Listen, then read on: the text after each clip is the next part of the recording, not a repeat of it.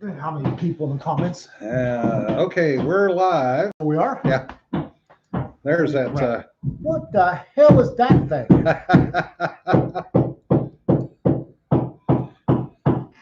We're going to be a little loud today because they're working on my porch roof. And Josh, I did show that to Ian, and his response was, yeah, the hell? Yeah. How would you even engineer a bullpup lever action? I don't know. I mean, most bullpups are complicated, fiddly bits of mechanism, but Yeah. a lever action bullpup, holy gods. Yeah, that's a little odd. In other news, the reporting from our embedded reporter in Israel is that now they're up to 1,100 rockets fired. And in a couple of cities, the Arabs are now starting to go after Israelis. And the Israelis are going, F this, and going right back after the Arabs, including hanging them in the streets. Well, here we go. Yep. Well, so there's about to be no Arabs in Israel. Yeah. Well, yeah. No, Joel, we're not going to try to talk at 2 times the speed to catch up. Sorry. Joel, sometimes YouTube delays the start for some people.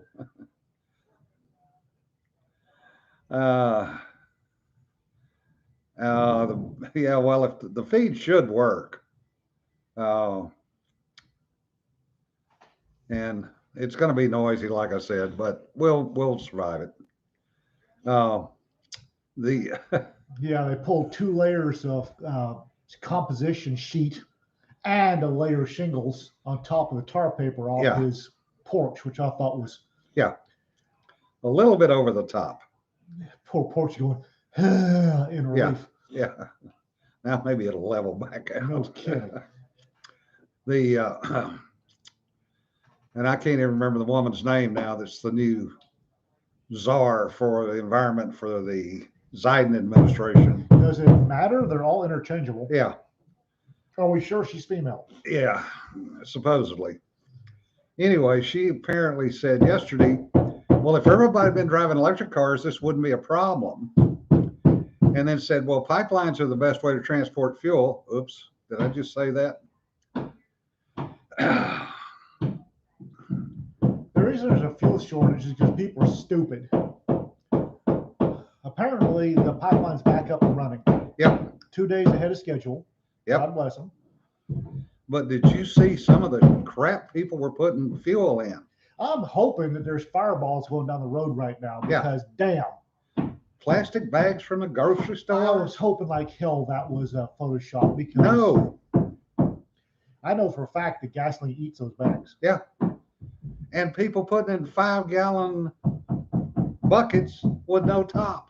Well, or the Rubbermaid containers. Yeah, the Rubbermaid containers, which I thought was really interesting. By the time you get home, you don't want to run that stuff through your engine, folks. Yeah. There's no suspended polymers in it that. Yeah, not going to be good for the engine. Cedar, they're redoing my porch roof today. It was supposed to have been done Monday, but they got rained out.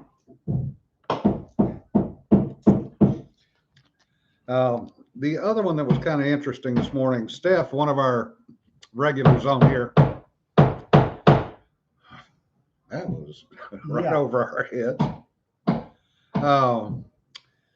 put up a post about going to the store yesterday and not being able to get a checkout line that stayed open for, well, she said she waited in the line for almost an hour to check out. They had 2 lines open. The manager was running the self-checkout. And the manager said they couldn't hire anybody. Nobody wanted to work. Yeah. And when you look at it, if you could get $16 to $20 an hour to sit at home and do nothing versus going to work for $15 an hour, what would you do? Well, that's the thing of it is anybody that thinks that universal basic income would lead to a population that's uh, helping, being productive and helping out, isn't taking a real good look at right now. No. Because the federal government COVID payments are $300 a week. Yep. On top of federal government welfare, on top of whatever state you happen to be in is offering. Yeah. And there's people that I've talked to. Well, hell, where I work, where I work starting, you can't make as much as you get just from government COVID payments alone. Yeah. $1,200 a month in COVID payments, and to start out where I work, you take home $1,100. Yeah. Yeah, it doesn't make a lot of sense to stop the COVID payments and go to work, does it? No, it doesn't. Well, in Hawaii, you can live on the beach, be homeless, and make $47,000 a year. So if you're giving everybody $2,000 a month in universal basic income, yeah, do you really think they're going to go to work? No, they're not going to work and making $1,200 a month. Add another $800 of that and see what happens. Yeah.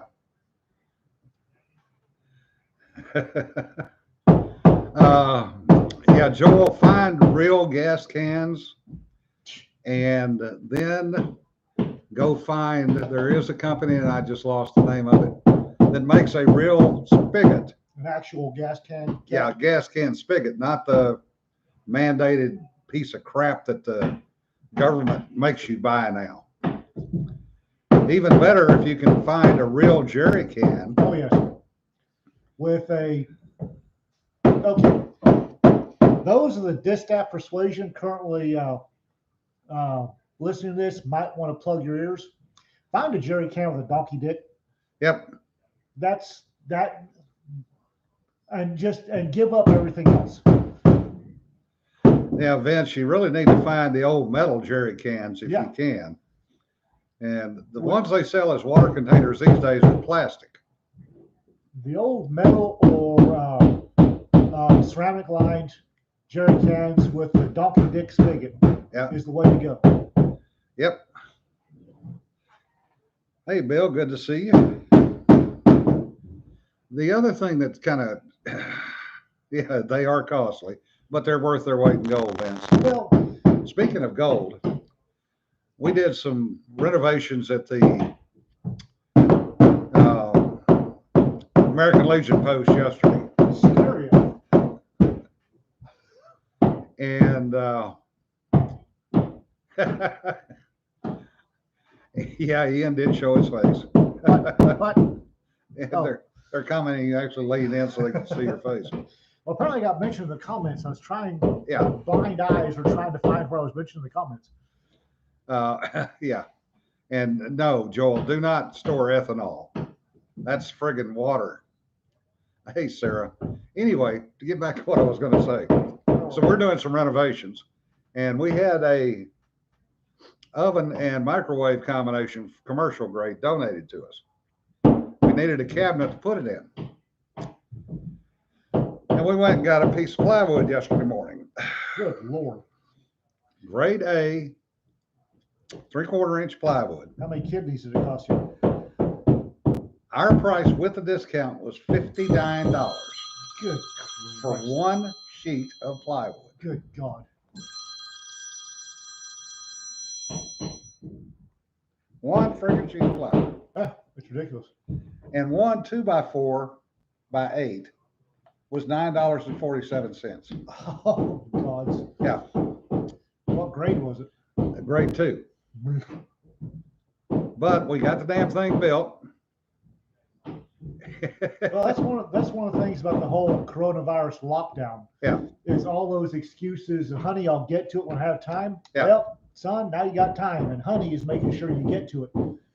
So a whole bunch of decks are getting made, and a whole bunch of basements are getting fitted out. Yeah. Which requires 2x4s and plywood and sheetrock.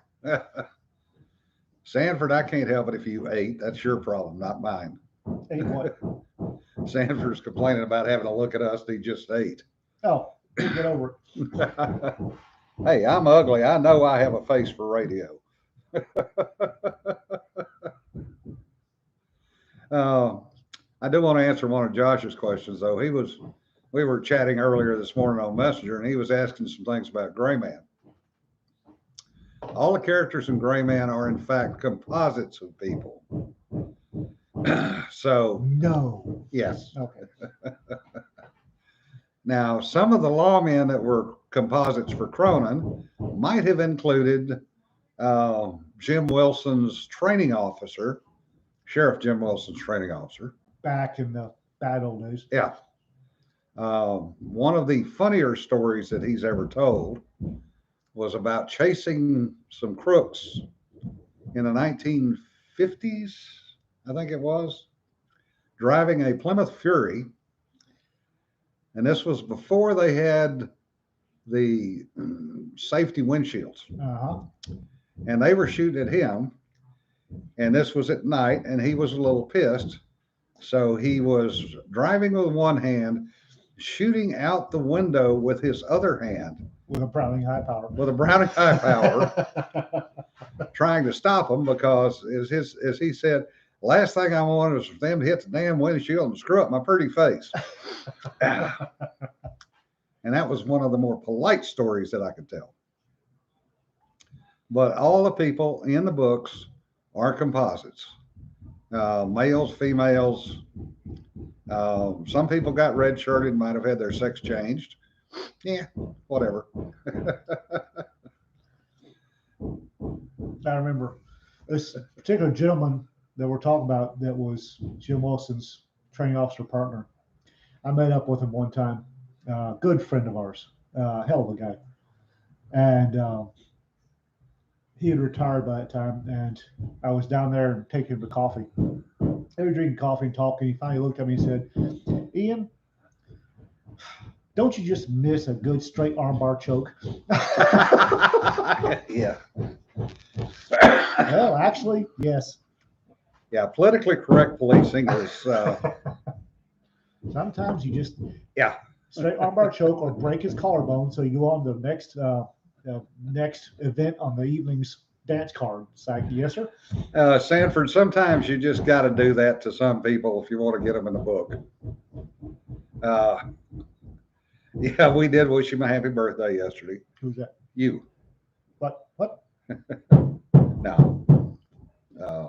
You know who we're talking about. It was his birthday yesterday. Oh, yeah. Yeah, we did. But it's, those are the things that you do. And some of the stories come from various and sundry law enforcement people. And what you do is you scrub the serial numbers off of them enough to make them. Scrub the serial numbers off. Yeah. Run through the washer a couple of times. Supposedly unrecognizable, although I did get asked a few questions on a couple of stories. I know nothing. It didn't have on my watch. I wasn't there, and there's no pictures to prove it. Thank God it was before the days of cell phone cameras. Yeah. No, Josh, it wasn't Ian's birthday yesterday. It was somebody else's. Oh, God, mine's in February. Yeah. Yeah, we got him already this year. But the thing is that, as writers, you tend to, you try to make the stories interesting. Well, that's how you get paid. Nobody pays for a dull and boring story. Yeah. And trust me, we're in it to get paid. Yeah. Well, most of us are. Yeah. Yeah. We don't write message fiction. Hell no. People don't buy message fiction. Yeah. Well, somebody buys it because they're all #1 bestsellers. Yeah. I got theories on that. Yeah.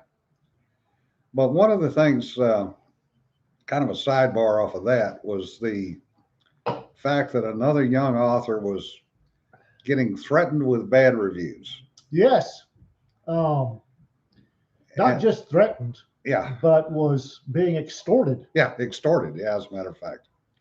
So, for those of you that may or may not know about Monster Hunter International, Larry Correa's blog, go read it because he put up a really good write-up of what he told this young author. Yeah, don't give in. Yeah, one is don't give in. 2, make fun of them. Yeah, make fun of them. Have a good time. Yeah, and 1-star reviews do sell books if you play it right. We know that for a fact. Yeah. But this reminds. Okay, there's a whole bunch of people, the Twitterverse, and in general, and the leftists, the proggies in particular. People think that once they start yapping, if you roll over, they'll leave you alone. Yeah. Twitterverse and proggies are like jackals. Yeah. Going for the kill. Yeah. Don't ever give jackals or the proggy jackals. Yeah. There's 3 of them with 10 million cloned accounts. Yeah.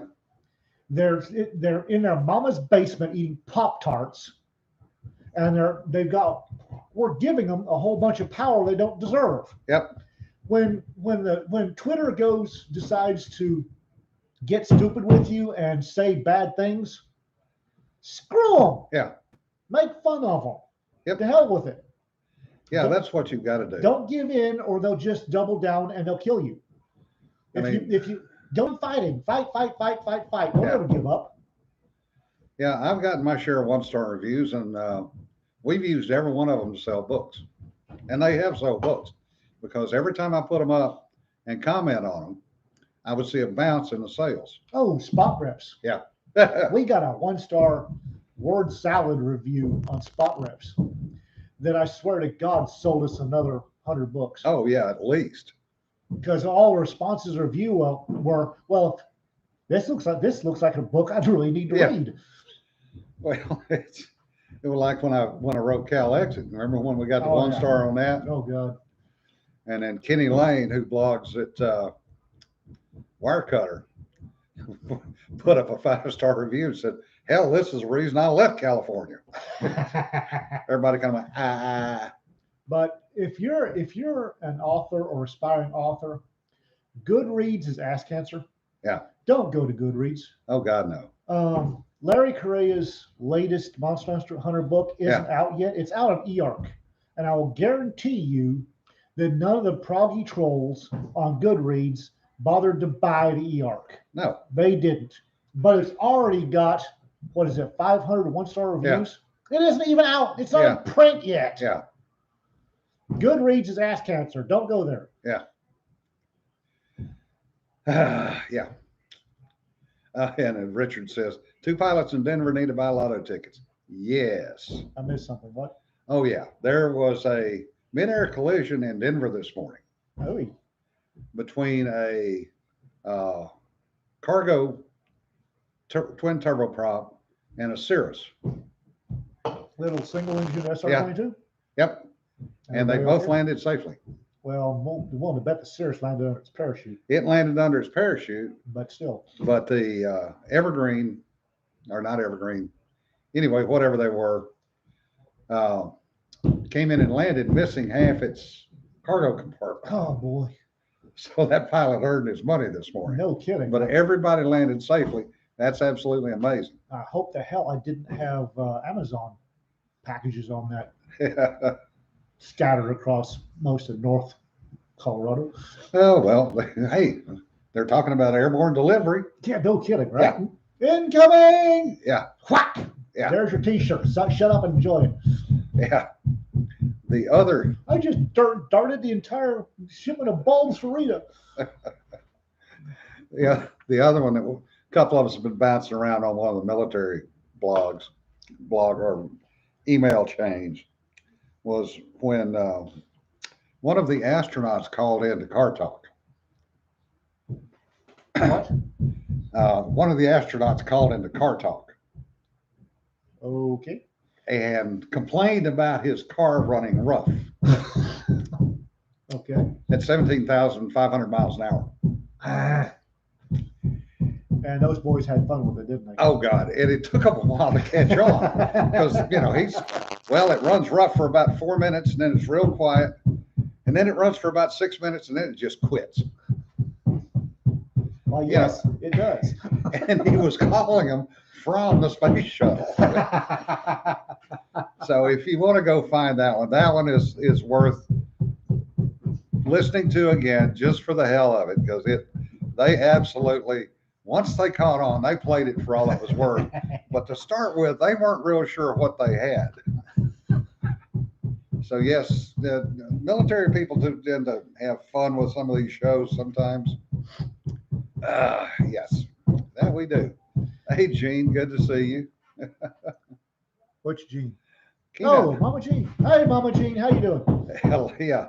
And Sarah Singleton says, lotto tickets to a few stiff drinks. Oh, yes. A few. Yeah. They'd be carrying me out of the nearest bar. Yeah. I wouldn't be able to hold on to the floor any longer. Yeah. It's pretty bad when you can't hold on to the floor. Oh, yeah. Not that I've ever been there and done that. Oh. God, that's been 30 years ago. Yeah. That's good, Gene. Glad you're much better. The other thing that's kind of getting interesting is all the hacks. Metropolitan Police Department in Washington, D.C. got hacked. And they said, oh, it's a low level hack. And, you know, it's really nothing serious until they started releasing personal information on the officers. And then somebody leaked the email string of them requesting $400,000 and MPD only offering $100,000 to pay it off. So now they're starting to release more stuff. Well, I was informed back in the 80s that there would be this glorious cyberpunk dystopia where corporations would rule a decaying landscape with private paramilitary companies at each corporation descending like the fist of angry God on competitors. Yeah. I would like some of these corporations that are getting hammered to send a bunch of knuckle draggers to Vladivostok or wherever the hell, or New Delhi or wherever these ransomware guys are. Oh, they're Russian. And spread their brains all over the inside of that internet cafe a couple of times till they get the fucking point. Yeah. Yep. Yeah. And Richard says the local booze store is now selling flavored soju. No. Soju's bad enough. Why would you add flavor to it? You can't fix that. It's like flavored lighter fluid. Yeah. And it burns better in the lighter. Good point. Which snow crash are you talking about, Sarah? She says snow crash ? That I don't know. Oh, that was a book, Cyberpunk book. Oh, way is that back when? Yeah. Did I read that? I probably read it. Don't remember it. I read Neuromancer, Mona Lisa Overdrive, and then I played Shadowrun. So that's the sum total of my cyberpunk knowledge. Oh, Neil Stephenson. Okay. Yeah. Neil Stephenson is a great writer, but God, it's hard to get through some of his books. Yeah, you're not kidding. I mean, I've got one that I've been reading on for about 3 years now, and I still haven't finished it. If I can't finish it in a month, it goes on the pile. Yeah. I have a pile in the corner of the house of books I can't get through. Yeah, hero protagonist, yes. Yeah.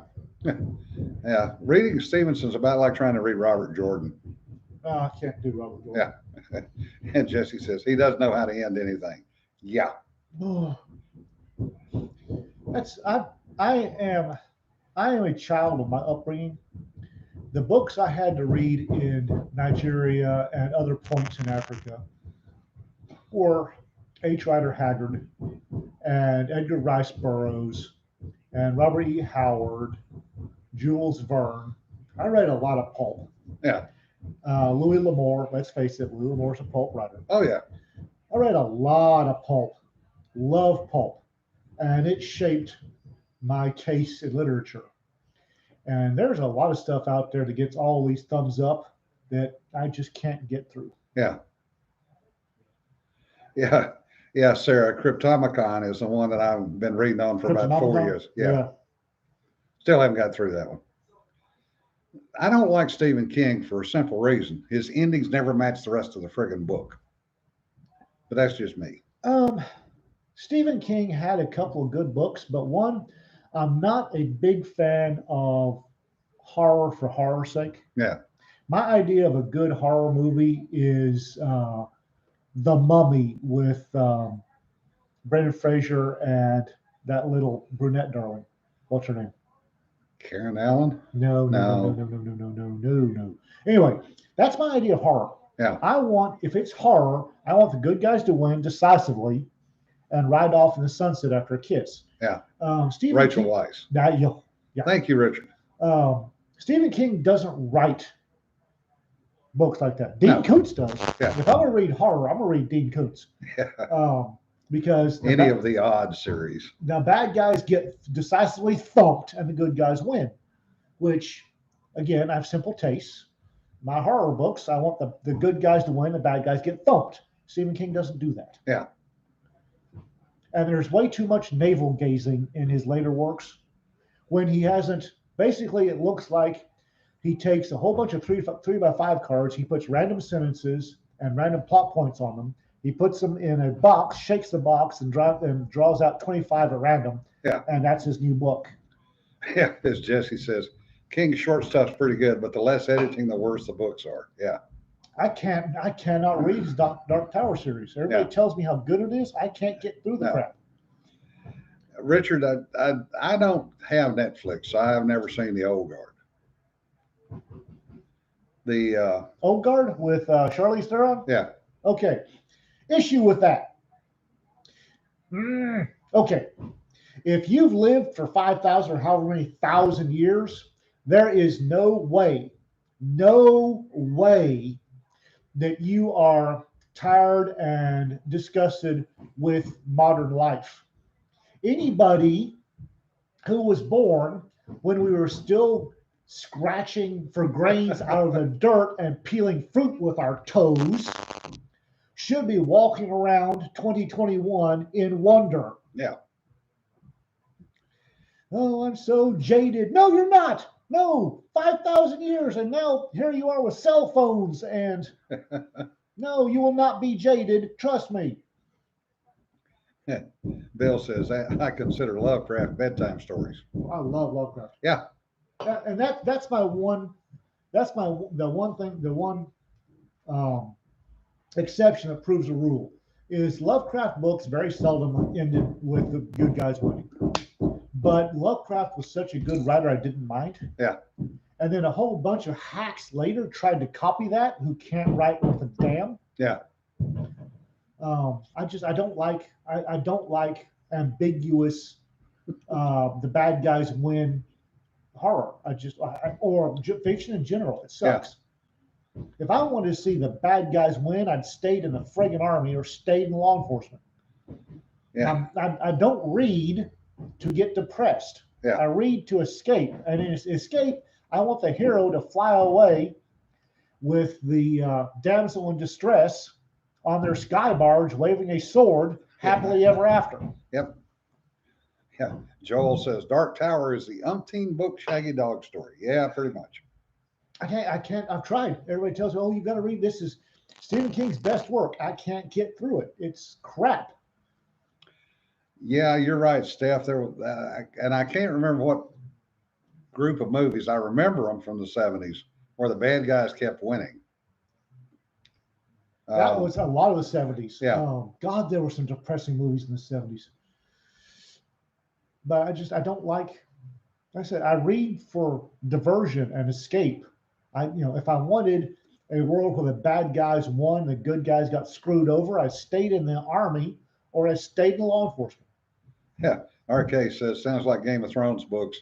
Made it to book 5. God. I never made it past book 2. I never made it into halfway through the second chapter of the first book. God, that was crap. Oh, and Steph says, Satan's Schools for Girls, The Inheritance. Yeah, that was one where the bad guys definitely won. I don't remember that one, probably because I never watched it. Yeah. I like the Mummy. The Yeah. first one. Second one wasn't bad. The first one is classic. Great, just fantastic storytelling. I grew up watching Westerns. And that's because those were, well, first of all, that was the first shows in color on TV.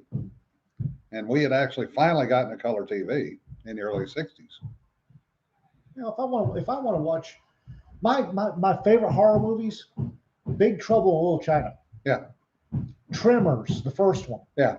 The Mummy, Brendan Fraser and Little Miss Rachel. Those are good horror movies to me. Dune, if you can sit through it. I like the book. Yeah. I made the mistake of reading the book first. Yeah. And I had to restart the book 3 times. If I hadn't had malaria the last time and was nailed to a bed, yeah, I probably would never made it through Dune. But there was enough Arabic references and nods, and I had just gotten to the States from Middle East.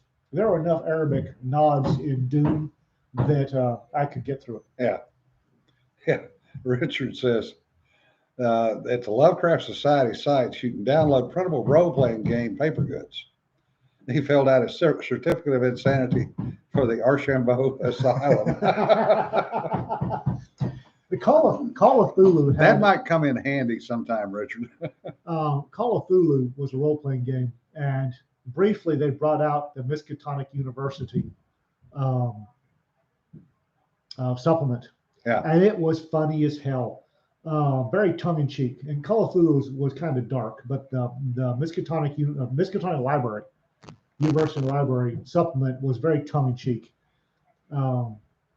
As soon as I opened it up and I saw that the slogan for the Miskatonic sports team was "Go Pods," I knew it was my kind of thing. Oh, John said I just found out that the chief of police in Plano is a member and supporter of BLM.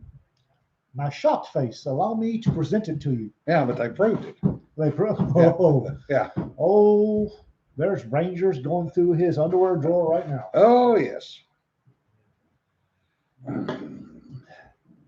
That should be a vote of no confidence from City Council. Won't happen. Yeah. Well, especially with the City Council in Plano. Mm-hmm. The citizens of Plano are liable to have a conniption. No, Steph, he is not the one who walked with the BLM folks.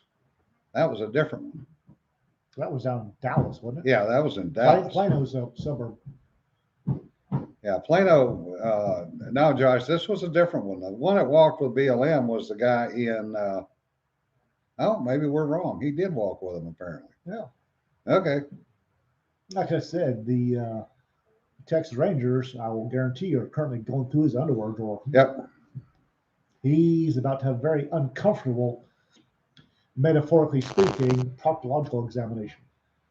Yeah, Plano is pretty much Austin light anymore. The city government is. The actual folks there, I think, trend a little more South Lake than they do Austin.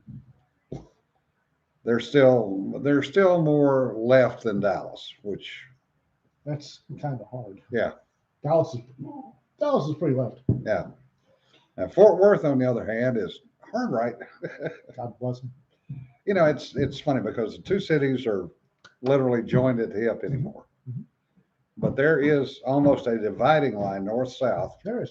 Dallas is the old South and Fort Worth is the old West. Yeah. Dallas wants to be Houston, or correction, Dallas wants to be Chicago. Yeah.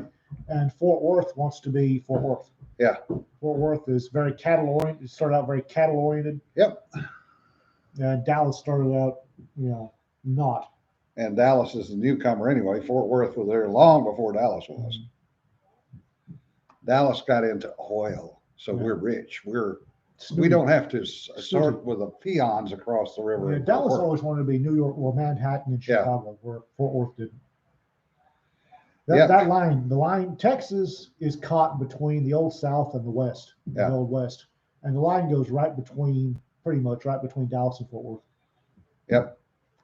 Yeah. Sarah, you're right. Highway 360 runs down the middle of it. And Bill says, West Plano and Frisco are headed that way. East Garland is Tejano and blue collar white. Yeah, that's going to be a come to Jesus when those two cross. Tejano or Latin? Because Tejano. People don't understand. And the Democrats in Texas, which absolutely floored me, don't understand the difference between Latin and Tejano. Yeah. And there is a big difference. Tejano went overwhelmingly Trump this because Tejano are the descendants of the original settlers, Yeah. The original Spanish, not Mexican. Don't call it Tejano Mexican unless you want to get stabbed. Yeah. The original Spanish settlers, and they go overwhelmingly ultra conservative sometimes. Yep. Which is, the majority of Texas really and truly is ultra conservative. Oh yeah. The problem is the majority of Texas is rural. Yeah, and we don't get as much. Well, a majority of Texas has a very much leave me alone, I'll leave you alone. Yeah. And the trouble is, the conservative leave us alone, we'll leave you alone are leaving the proggies alone, but the proggies aren't leaving them alone. Yeah. And the proggies are sneaky about it. Yep.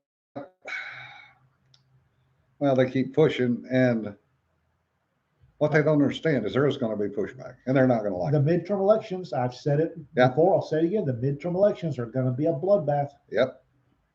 Well, I've noticed that Nancy Pelosi is finally admitting that she admitted they've got to ram the ficus's new proposal through because midterms they'll lose the House. Yeah.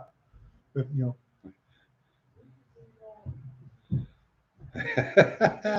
RK says, my Tejano descended spouse gets a bit irate when people assume he's Northern European and then apologize by assuming he's Latinx, Hispanic, Latin, whatever.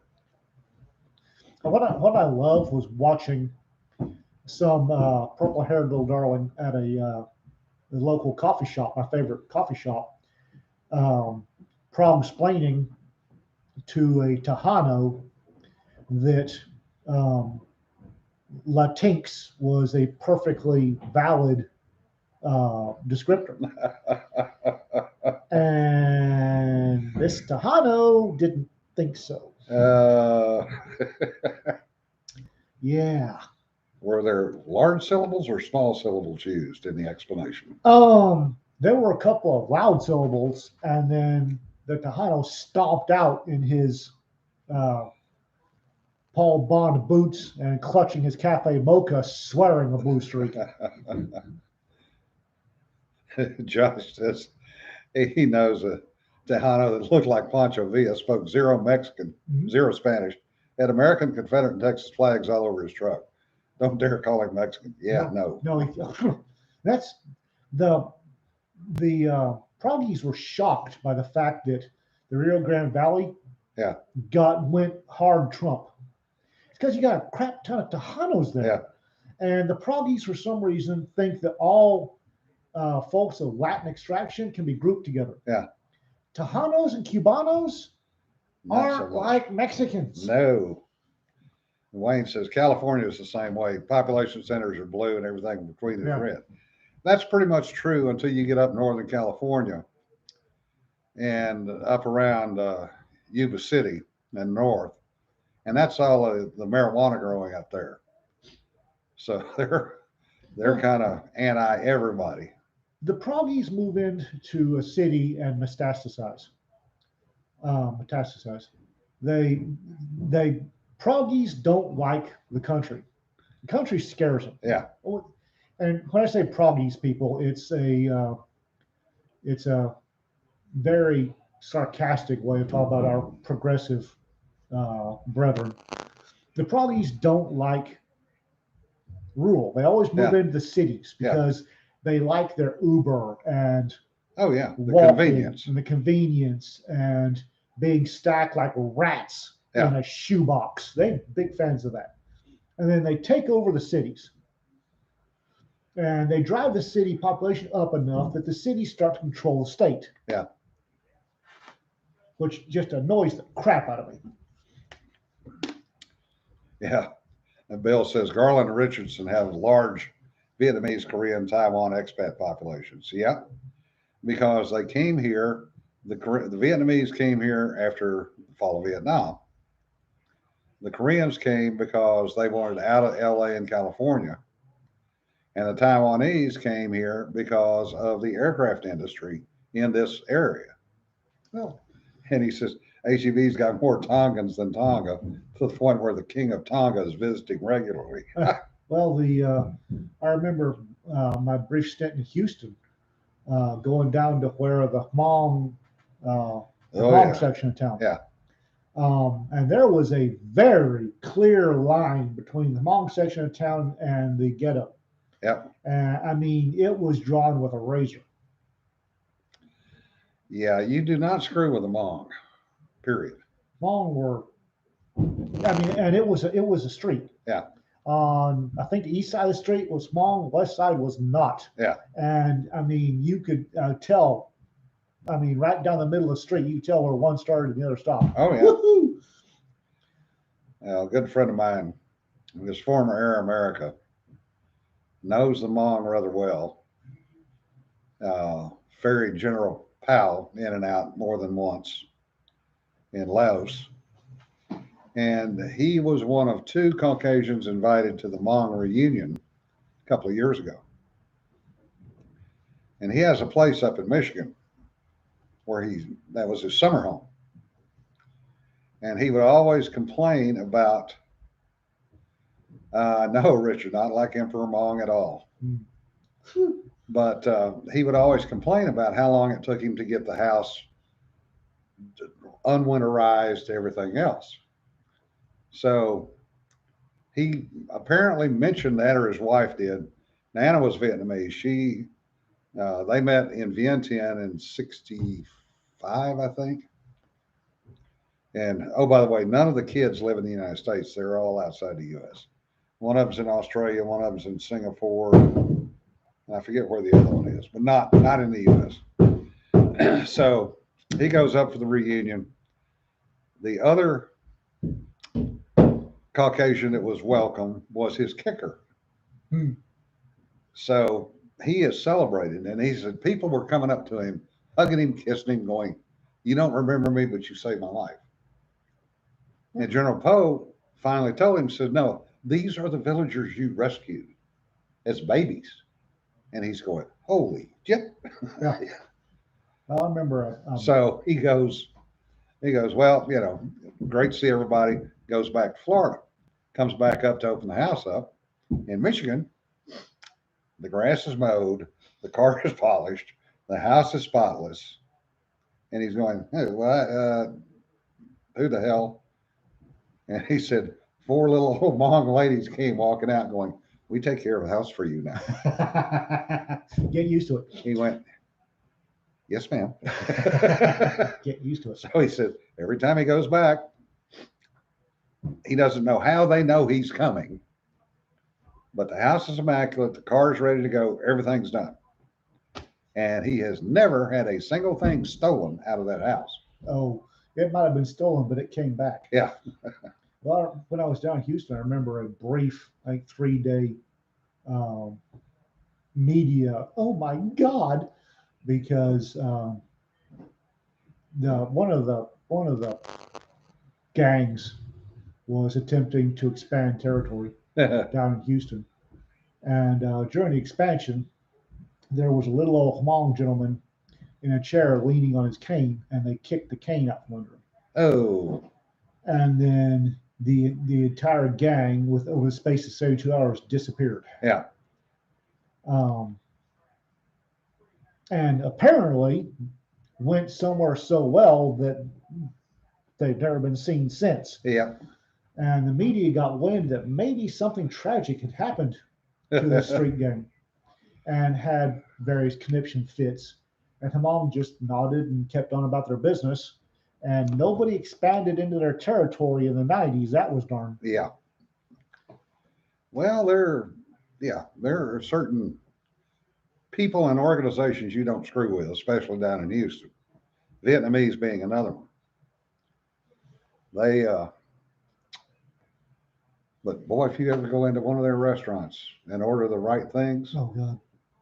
Well, there was a Vietnamese restaurant up here in local big city, and Reno, who will try anything gustatorially that wanders by, was going in there, and he ordered his way down the menu. And finally, it got, before the place closed down, it got to where he'd walk in there and they served him whatever the kitchen staff was eating. Yeah. And he said that was better than anything on the menu. Yeah. And it's like, oh, it's that Vietnamese white boy again. Because Reno is straight Scandinavian stock. Yeah. He is a rock troll. Yes. Blonde, blue-eyed, about as wide as he is tall. He is a rock troll. And he'd go in there and they just say, oh, there he is. And they just dish up whatever the kitchen was eating and serve it to him. Yeah. And he'd sit there and pound down everything they were eating, and they were just thrilled. Yeah. Yeah. The Hmong, little old lady Intel network. Yes. Oh, no kidding. It's always the little old ladies. And yes, Josh, in any society, folks. the Hmong did practice neighborhood pest control.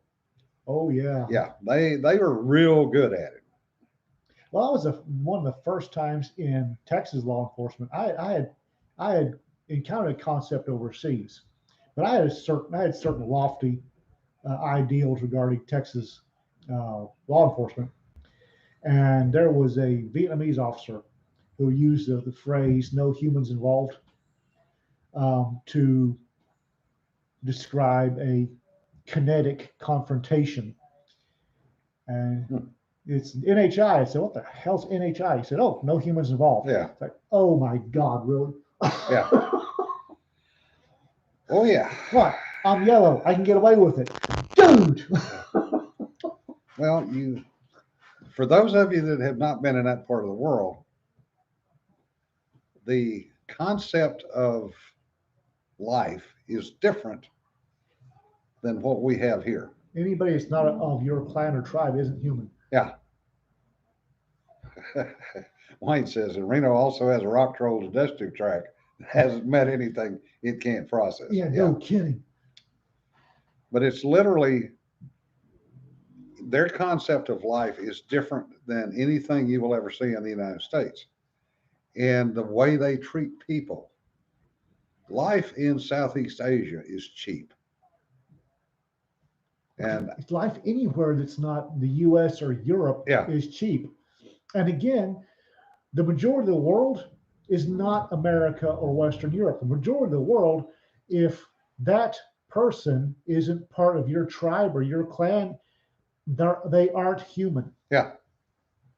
There's a reason why in most primitive languages, the word for stranger and the word for enemy are the same word. Yeah. In our case, says life in most of Asia is cheap. Yes, it is. And Africa, and Indonesia, and India, and Cedar says, went to a Korean. I opted not to order the intestine yesterday, so yes, I will flinch. All right then. Nothing wrong with that. You know, the only question is what intestine was it from? Don't. And sometimes you don't want to ask that question. You know, anybody that's eating monkey meat off a stick, you know, we always call it monkey meat regardless of what it actually was. It's rat. Yeah, sometimes it was actually monkey meat. Yeah, but usually it's rat. Yeah. Rat on a stick. What is it? Shut up and eat it. Yeah, it's good, which it is. Don't eat too much of it. Yeah. The menu said beef. Yeah, sure. the menu says a lot of things. When the smiling little old lady over tending the coal-fired 55-gallon drum sawn in half hands you something on a skewer, freaking eat it. Yeah. What is it? Don't ask. Just eat it. Yeah.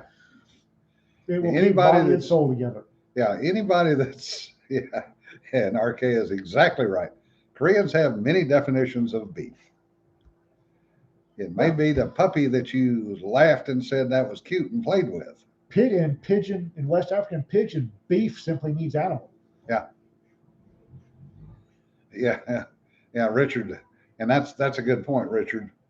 The India right now is having a huge upsurge in COVID because they are between 2 and 9%, if that, immunized. Well, they don't have the oxygen, they don't have the ventilators. People are dying left and right. Well, and they're dumping the people in the rivers. Well, they always do. Yeah. My thing is again, we're hearing reports from the legacy media that India is having these issues for these reasons. I like my licensed adult. I'm not turning it in. Yeah. I have no doubt Indians are dying left, right, and center. But I'm here to tell you that's different than other years. How? It's not. Indians die left, right, and center all the time. Yeah. It's a nasty, violent, vicious little subcontinent. Yeah. People die a lot. Bangladesh the same way. You know, the Bangladesh, you know, everybody talks about the high birth rates over in that part of the world. There's a reason. Yeah. You know, they've had 10 or 11 kids. They've got two that are living because the rest of them have died. Yeah, between The floods, the the pestilence. straw death, the salt death, and steel death. Yeah. That there's a reason why the entire world doesn't speak Hindu, despite the fact that they're dumping out double handfuls of kids. They die a lot. Yeah. Oh, they're dying of COVID. Maybe. Well, you can't deny that there's X number of people dying. No, I can't. But there have been X number of people or X plus Y number of people in India dying every year that I know of. Well, they're pushing the COVID conspiracy, though. It might be COVID. It may be. It may. Yeah. I don't trust legacy media. Yeah, maybe the dying of COVID-related motorcycle crashes, as Sanford said. No kidding. Yeah, Sarah, that's an excellent point. Poverty in India makes poverty in the U.S. look posh. Yes, and people die from poverty a lot.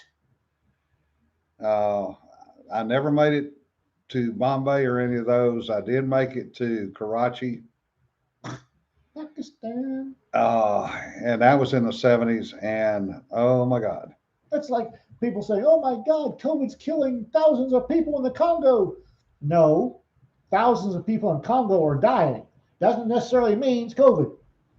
Now, Louise, I think your dad was there in World War II, so 500 had to die.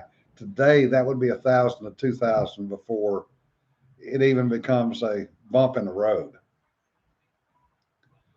Yeah, Sanford, the U.S. poor, middle class, anywhere else in the world. That's true. I mean, when the mayor of New Delhi gets whacked by the monkeys. Yeah. The what the hell ever the monkeys in New Delhi are called. I was trying to start a program to get them introduced into Washington D.C. because apparently they have a hate for politicians. Yeah. Because he was at his high-rise condo in New Delhi, and he had just introduced a bill into the New Delhi City Council or whatever their ruling body is to put a curb to the monkey menace.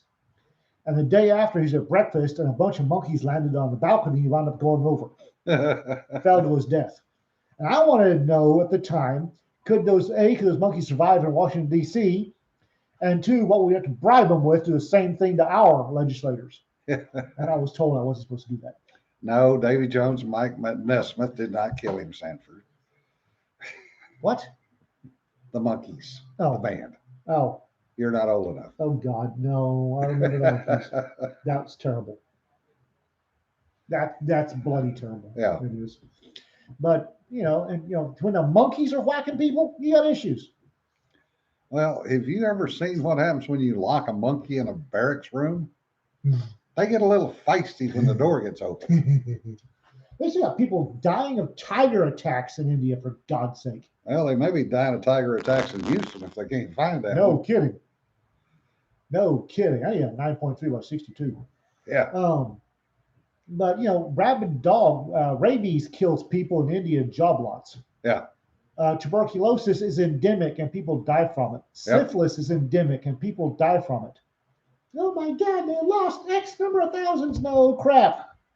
Syphilis is endemic in most of the third world. Yeah, no kidding. And that comes from not bathing. It comes from getting a bug. Yeah. But it's like, oh my God, India, yeah, okay, but I don't trust anything that the legacy media tells me. I really don't. They're not worth listening to anymore. They're politically bent. They have an agenda. They're not even close to hiding it anymore. No. And I'm tired. I don't believe them. I don't trust them. And they can go fold their agenda to its all points and shove it up till they choke. Well, they're just like politicians anymore. If their lips are moving, they're lying. They're just very polished politicians. Yeah. And if anybody doubts me, um, the 120 something retired flag officers in the military signed or sent a letter and signed it to the ficus, saying that they believed there was suspicion that his um, being elected was fraudulent, and expressing dismay in his mental capacity. This is not being covered in legacy media. No. I remember one idiot colonel, retired Army, one each, announcing that President Trump was mentally deficient, and it was a 2-week crap storm on CNN. Now you got 120 plus flag officers doing the same thing about the current ficus, and nobody's saying nothing on legacy media. Screw them. Yeah. I know a couple of the admirals on that list, and they are not conspiracy theorists. No. But what's interesting is the lack of coverage, as Ian said, because during the Trump administration and during the Bush administration, anybody that had anything negative to say from the military about either one of those presidents got front page spreads everywhere. Oh, yeah. Got invited on to talk shows. Yeah. I remember that one colonel, what the hell was his name? Retired. And it turned out retired because he didn't have a choice. Yeah, well, he and his brother both, his twin brother. And decided to disapprove of Trump. And oh my God, heroes of the revolution, et cetera, et cetera. Now I've got 120 plus. And Business Insider was where I first saw it. And I put a link up on Facebook. Yeah. And I waited. And I've got a moderately popular Facebook page. And I put something up and somebody likes it within 10 minutes. Yeah. I went 4 hours and nobody was liking this. And I put up other stuff and people were liking it. So I finally said, can anybody see the Business Insider link? I never saw it. I had to go hunt for it. Yeah. Brian says, am I bad because I hate myself a bit for not yet having started killing journalists? Not really. Well, the paperwork's the killer on that. Yeah, well, and we have to get them declared an invasive species first. Yeah. RK says, do you ever watch Lone Star Law? I don't have a TV. Yeah. Vindman, yeah. Yeah, that was the one. Both of the Lieutenant Colonel Vindmans. And one of the really interesting things is I've got some friends that, oh my God, Trump is just not presidential, and how dare he do mean tweets. And they were all over sworn military officers we should probably listen to them saying that he's got issues, because with sworn military officers don't trust their commander in chief, and they haven't said pop, boo, hiss, or kiss my nuts regarding 120 flag officers. Yeah. And Austin and that whole bunch are, oh, well, this is not professional. They shouldn't be doing that. Bullshit. Turnabout is fair play. They're people. Retired. Yeah. If I remember correctly, the Vindmans weren't retired yet, were they? No. They were both active duty. And a number of the others. Stanley McChrystal was still active duty. We have issues about the mental suitability of President Trump. Oh my God, they were everywhere. Yeah. Now you got 120 retired ones. We got issues with the mental stability and mental capacity of the current ficus. Oh, crickets. Yeah. Sanford says, do not throw the violent monkey out the window. If it manages to hang on to your wrist, it will tear you a new butthole. Oh, yes. I hate monkeys. I dislike monkeys intensely. And I come by my dislike honestly. Yeah. I do not like monkeys. And Richard says, can't afford the bags line of backhoe rental fees. That's where you find friends who have space and backhoes on their property. I was lectured over the fact that I posted something. It was a memory from a long time ago where somebody had asked me what the definition of a friend was, and we were in a restaurant. And I turned to my buddy, and I said, "I call you at 2 a.m. Say I need money for shovel and quicklime." And without a beat, this friend said, I can pay for a quicklime and shovel or a backhoe. Make up your mind now. Yeah. That's a good friend. Well, on that thread, I was lecturing the fact that quicklime does not dissolve bodies. It actually preserves them, and I probably need to use something else. Yeah. Feral hogs. I like my friends. Yeah. I'm also going to point out there that I currently own 640 acres of West Texas desert. Yeah.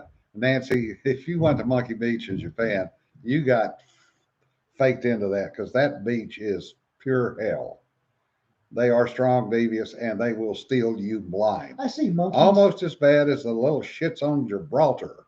I see monkeys, and I always think belt-fed crew serve weapons. Yeah. I don't like monkeys. I really don't. I have a hate for those little bastards. And Yeah. the big ones too, for that matter. RK, the problem is vultures don't eat bones. Hogs do. Yeah, hogs will eat anything.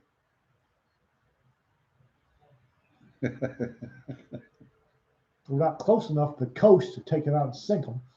Well, Richard, in Texas, we got enough feral hogs and take them, Oh, dump God. them in Oh, God. the proper places, and they would go away. Yeah. And on that note, folks, we've wasted another hour of your time. Holy God, we have. Holy crap. Apologize for the sound quality with the roof being worked on. RK, we need to chat. Yeah, yes, Sarah, that's a good point. What's that? The Jane Goodall book about primates. Yeah.